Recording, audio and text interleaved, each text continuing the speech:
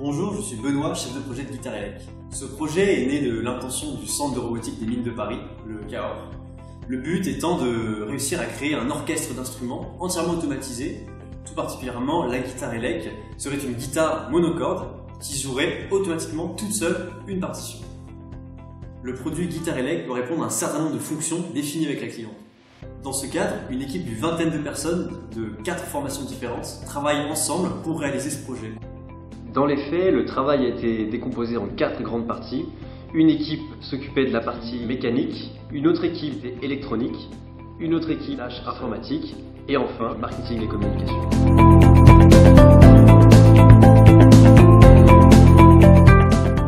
Sur son instrument, le musicien peut directement tourner la clé pour faire varier la tension de la corde. Il peut aussi déplacer son doigt le long des frettes et enfin il peut gratter la corde. Notre premier travail a été de réaliser cette fonction tournage de clé grâce à un moteur tendeur asservi en tension. Pour mettre en tension la corde, en fait, on a utilisé un moteur à courant continu qui va délivrer une certaine tension.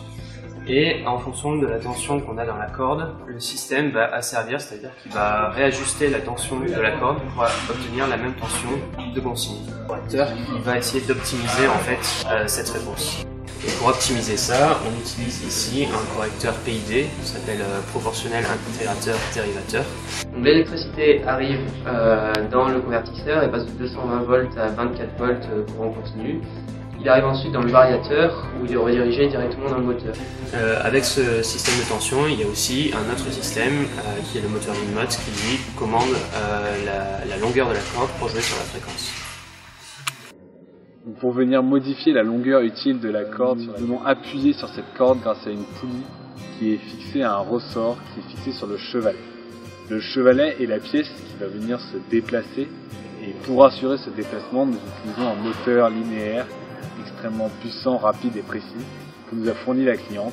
Et l'un des objectifs de notre cahier des charges était de minimiser les efforts radio entre le slider et le stator. Pour cela, nous assurons un guidage linéaire qui vient se fixer en bout du slider. Un des objectifs du cahier des charges est donc d'atteindre 3 octaves et pour cela, il fallait que la distance minimale entre la poulie et la jauge soit de 10 cm. Ça a été un vrai défi dans la construction du bâti parce que placer ces deux éléments de telle sorte que quand le slider est le plus rentré possible, on est bien 10 cm entre ces éléments, n'a pas été facile. Pour que l'utilisateur puisse contrôler le système mécanique, il nous a fallu développer une interface logicielle dont s'est chargée l'équipe informatique. J'ai réalisé un logiciel qui permet de lire un fichier MIDI et le transformer en instruction moteur afin de commander les 3 moteurs qui servent à jouer une mélodie sur la Guitar Elec. Le logiciel permet de commander 3 moteurs à la fois. Le moteur linéaire est commandé via le variateur vendu avec, tandis que les 2 autres moteurs, le moteur pour le système plectre et le moteur qui commande la tension de la corde, sont commandés à l'aide d'une carte embed que j'ai également programmée. D'abord, j'ai commencé par commander le moteur linéaire qui a servi au projet Flutronic, qui est semblable à celui qu'on utilise dans notre projet Guitar Elec. Afin de lire un fichier MIDI, j'ai utilisé une bibliothèque C++ qui permet de transformer un fichier MIDI en instruction lisible, donc c'est un fichier binaire.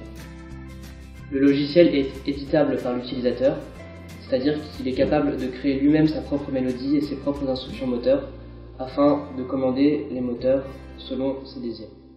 À l'aide d'un ordinateur portable muni du logiciel, un utilisateur charge une mélodie au format MIDI, se branche au système Guitar Elec et peut jouer ainsi sa mélodie.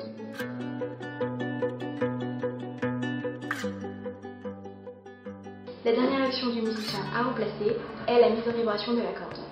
Le système plectre est l'actionneur qui permet d'attaquer la corde et il est composé d'un médiator associé à un servomoteur qui permet donc de le faire bouger. Le médiator est placé de manière symétrique par rapport à l'axe de rotation du servomoteur, ce qui permet une attaque égale par en haut ou par en bas de la corde. Le son de la corde est enregistré par un micro de guitare électrique et celui-ci est relié à un ampli pour amplifier le son de la corde. Ce micro est un micro magnétique, c'est-à-dire qu'il va capter les vibrations émises par la corde attaquée Et on a d'ailleurs eu un problème parce que le servomoteur engendrait lui aussi des vibrations et il a donc fallu isoler le servomoteur et le micro grâce à une plaque d'aluminium, un écran d'aluminium.